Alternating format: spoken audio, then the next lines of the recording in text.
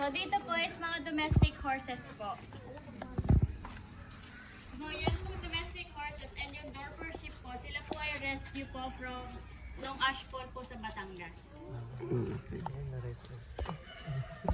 Yung mga pang tourist na paan.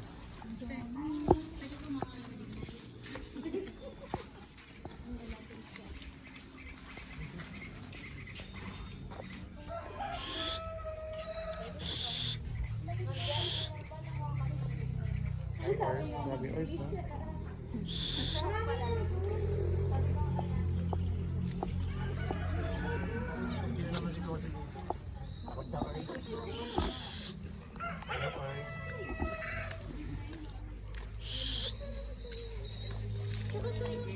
Sabay-sabay sila.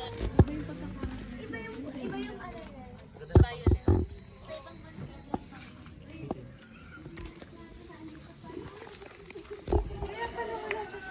So ito po is a thoroughbred horse. So meet John D, ang ano po, retired racehorse po. Ay, So ang mga breed po laki na ng mga thoroughbred racehorse, horse, no? Kita mo. for horse racing po talaga.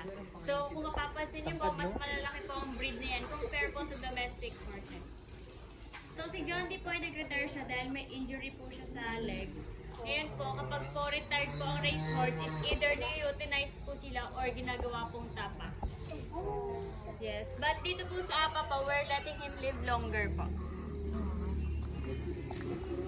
And if yan po yung pinakamalaki, ito naman po yung maliit. Pero hindi po ito baby horse.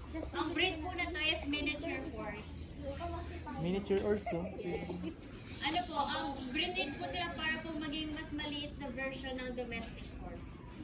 So they are namely Choco, Vanilla, and Rocky Road po. Ice cream. Rocky Road.